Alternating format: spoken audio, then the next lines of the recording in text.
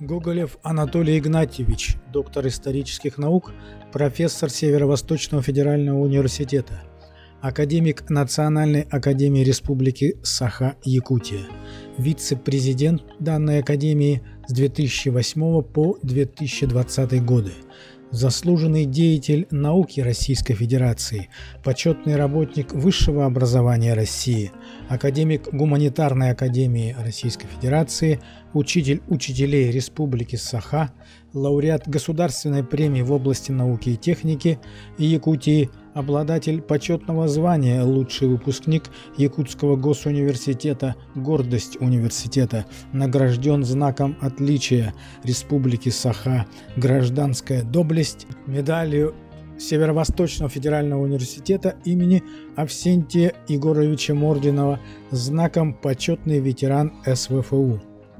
Анатолий Гоголев родился 15 ноября 1941 года, окончил в 1969-м историческое отделение историко-филологического факультета Якутского государственного университета. В 1973-м защитил кандидатскую диссертацию по теме «Историография верований и шаманства у якутов. Конец 17-го, 50-е годы XX века». В 1992 году докторскую диссертацию в Санкт-Петербурге по теме «Историческая этнография якутов. Проблема этногенеза и формирования культуры». Прошел путь от ассистента, старшего преподавателя, доцента Якутского государственного университета до профессора и заведующего кафедры всемирной истории и этнологии Северо-Восточного федерального университета имени Максима Кировича Амосова.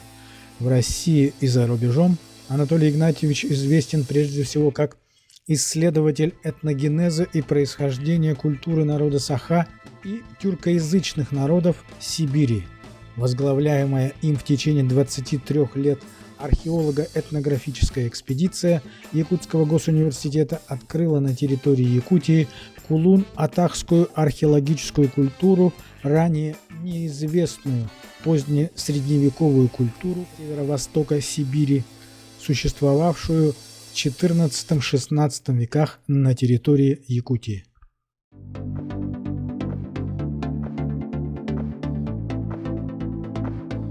С рубежа 19-21 веков идет процесс, связанный с возникновением такого явления, которое получило тоже свое условное название. Ну и в связи с этим пытаются возродить старую дохристианскую или домусульманскую форму. Поэтому вот таких направлений очень много по России. Но этим я специально не занимаюсь, но так приходится по ходу, как говорится.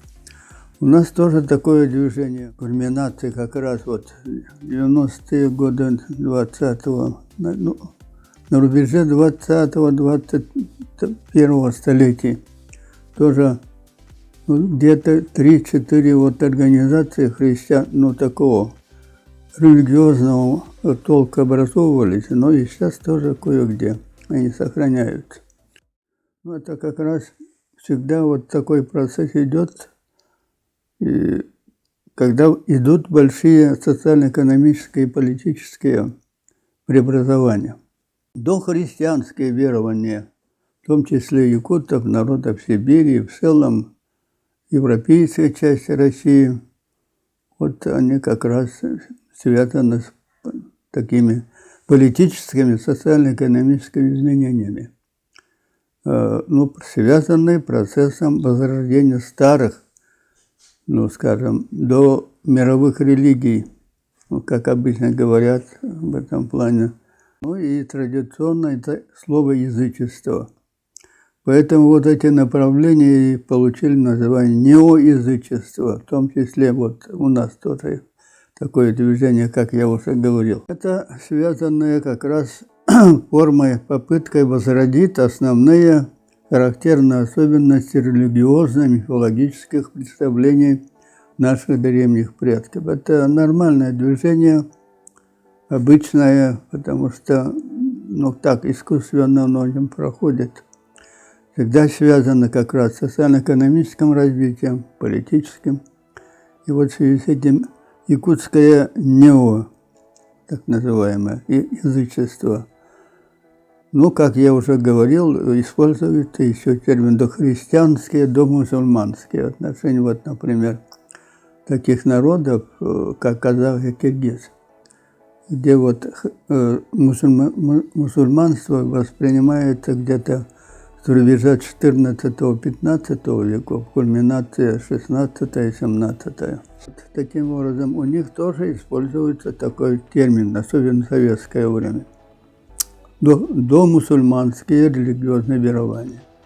А у нас дохристианское религиозное верование. Вот в такой форме.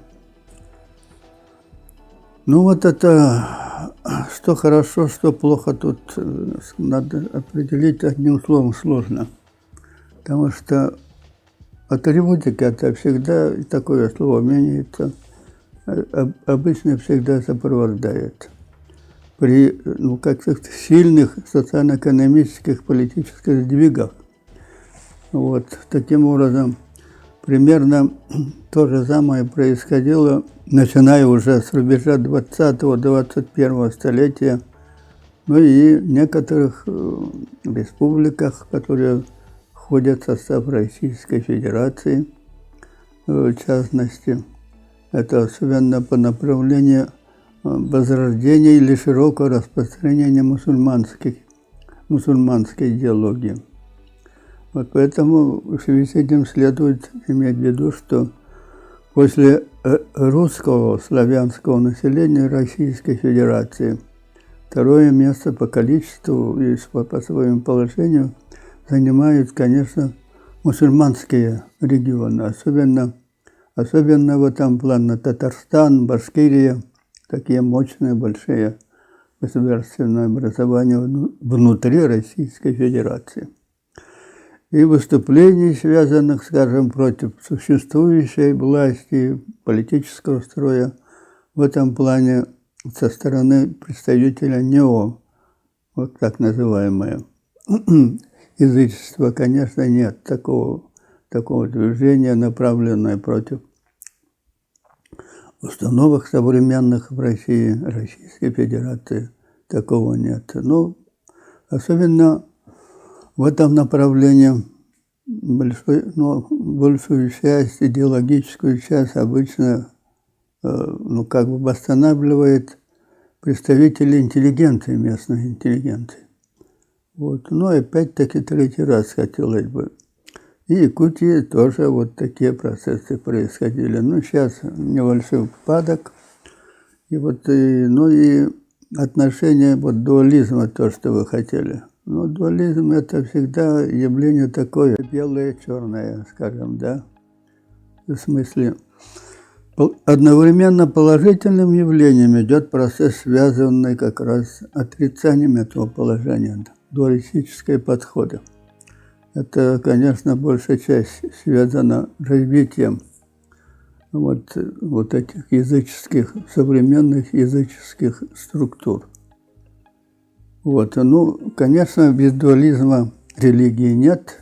Фактически любой религии, какой-то конкретной основой, конечно, является дуализм.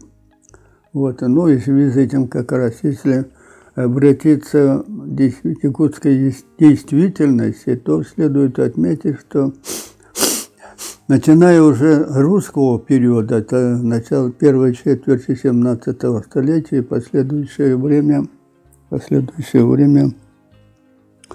вот шаманство тоже делилось на две структуры, тоже основано на дуализме, от слова «дуа». Вот. Ну, это черное шаманство и так называемое греческое или белое шаманство. В первом случае использовались кровавые жертвоприношения животными, да, в основном, особенно осеннее время, когда начиналась осень, переход постепенно к зиме, именно к этому времени проводили еще один из всех проводов, как раз не они, как в первом варианте, белом шаманстве, греческом, а именно тех богов, божеств, связанных вот наоборот связано как раз с таким явлением, как, например, якутское черное шаманство. Ну, этот термин «черное», в общем-то, берет свое начало еще особенно XIX века. Ну, и до этого в больших крупных государствах и странах это тоже вот такое явление тоже проявлялось. В частности, в официальном плане это черное, ну, скажем, черное, это, ну, российскую возьмем христианство, да? Ну вот черная часть это как раз кто такие?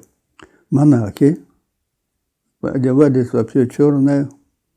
Ну а с другой стороны белые шаманы, которые жрецы фактически, которые не пользовались какими-то, ну, очень сложными ритуальными обрядами. Ну, обрядовый ритуал всегда достаточно сложен. Но, тем не менее, вот в отличие от черного, скажем, шаманства, белое, там как раз с этим связано культ божествования.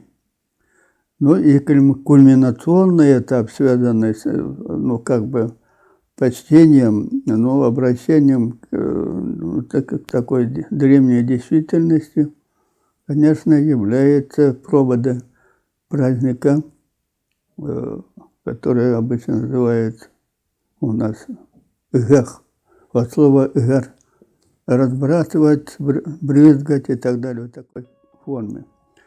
Ну, потому что основа обряда заключалась в том, что умилостивить верховных божествований. В связи с этим пользом шаман, белый шаман, или как обычно назвали, ну, Якутюрюм Оюн, как раз это кульминация, связанная брызганием как раз саламатов или кумыса, большей части. И каждый раз обращались, ну, по инстанции, как говорит, обращались ар-анитан, начиная, и вплоть до вот, дальше по существующим категориям, которые были составлены как раз на разделение до христианских верований якутов на две вот эти структуры, белое и черное. Вот поэтому белые священники, христианство и черные монахи обычно. Ну, в этом просто таких больших различий, может, и нет. Но многие вот в ранние времена, в том числе славянские, в том числе древнееврейские, у них тоже дуализм был очень развит. Ну и, конечно же, основополагающую роль играет не только вот форма дуализма, но и также формы, связанные магическими вот обрядами. Да и вообще структура каждого обряда имеет все равно магическую основу какую-то. Слово «магия» это произошло от древнегреческого «магия», ну, как бы умный, в дословном переводе, или жрец. Вот. До христианской Руси то же самое. Белых назывались старцами. Вот. Черных вот как раз эти маги, которые так же, как и шаманы, устраивали вот эти обрядовые устраивали цикл, связанный с лечением, ну и другими конкретными явлениями. Ну, многие исследователи слово «магия» еще берут, ну, определяют временем возникновения, ну, скажем, ранних государств двуречия, в частности, шумерийского слова «мига», жрец, ну или, значит, положительный, ну, как бы человек, который занимается вот этими религиозными обрядовыми, проведением религиозных обрядов. Вот таким образом в дальнейшем магами стали называть халдейских вот этих жрецов, в частности Вавилона, ну и зороастрийская, которая связана с как раз Ираном. Вот. Но они, в общем-то, повторяют друг друга.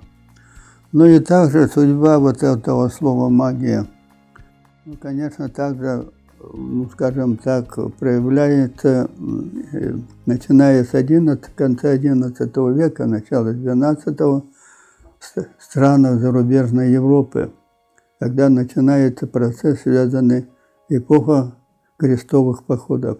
Но 4 классических крестовых походов было. И вот там одновременно шел процесс, это священной земле, Святой Земле, Палестине, процесс, связанный с формированием рыцарско-монашеских орденов. И вот во главе этих орденов стояли люди, ну, руководители, которых называли тоже великий магистр, от слова маг.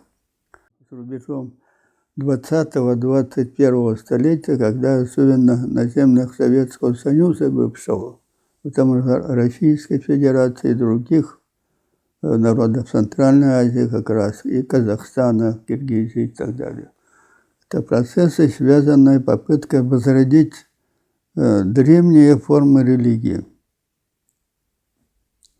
Ну и преуспевает, больших успехов в этом плане нет, но тем не менее, в основном, во главе всего этого движения обычно стоят представители местной интеллигенции. Люди, хорошо разбирающиеся в этом деле, ну и достаточно ученые люди. Так, полное возрождение старых явлений, как и политики, конечно, нет. А так, интересно, особенно для интеллигенции, которые особенно историки, философы, этнографы, этим, конечно, заинтересованы были. Сейчас это идет спад, но тем не менее основные какие-то более мелкие, но нужные хозяйству большей частью, традиционные взгляды и в частности использование магии, не то что магии, в основном вот обрядовая часть, охоты, рыболовство, конечно, они имеют хозяйственную значимость и в то же время интересно все же. Ну, хотят возродить христианство, которое, в общем-то, достаточно хорошо внедрилось в Якутии, особенно у всех, особенно якутов. Вот, это особенно вот начиная с XVIII века и вплоть до конца первой четверти XIX века, когда завершается процесс, ну, сплошной христианизации местных народов по всей территории Российской империи. Вот поэтому после этого уже начинается процесс внедрения христианских идей, календарей, особенно это хорошо проявляется. Ну и также проявляется в том, что священники, особенно выдающиеся, вот, взялись тогда за перевод части Библии на якутский язык.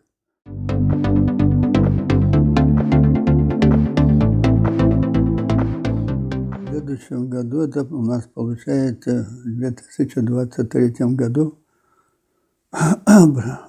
30 лет назад происходит очень заметное явление, радостное в то же время. Это возникновение Республиканской академии наук, Академии наук Республики Саха-Якутия.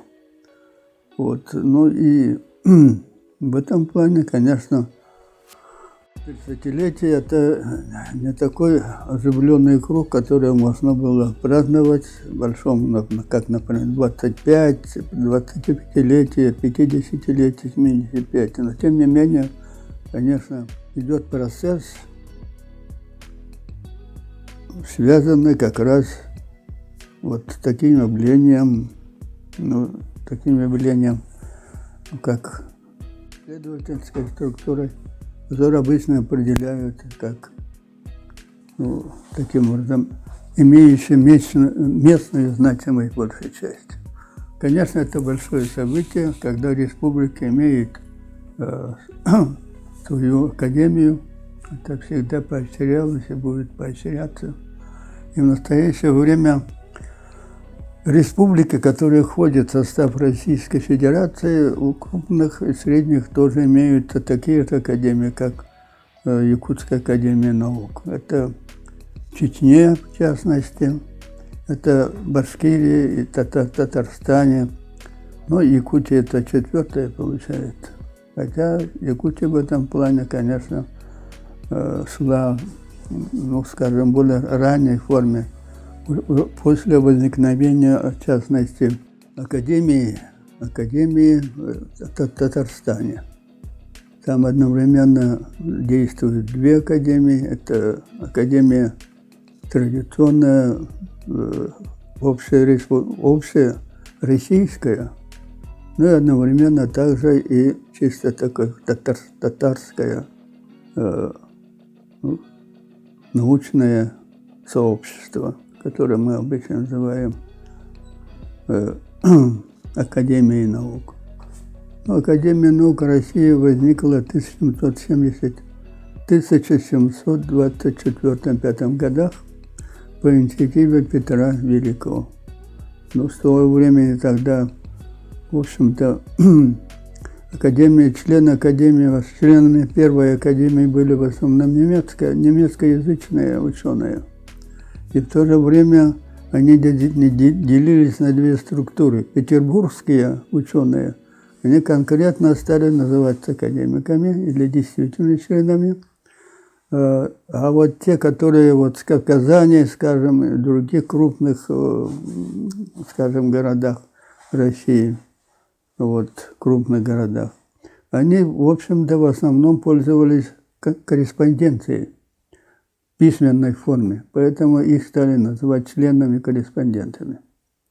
Но эта структура, конечно, уже, скажем так, потребности такого нет, как раньше, но традиция есть традиция, в Российской академии наук это сохраняется, и в других тоже. У нас это в одной форме, действительно члены. Поэтому хочется поздравить родную академию. Вот. Первый набор, потом 3-й, 4-й. Первого набора, конечно, еще люди имеют, такие, как я. Поэтому я очень рад, что через определенное время, это, конкретно будем отмечать 30-летие Академии наук Республики Саха-Якутия. Поэтому это большую, огромную значимость имеет это событие и будет сохраняться как раз, связанное с такой формой понятия, как целостно-республиканская структура. Наука больше практической стороной науки связана, прикладную направленность, но это настоящая Академия наук. Я бы хотел ее поздравить в дальнейшем.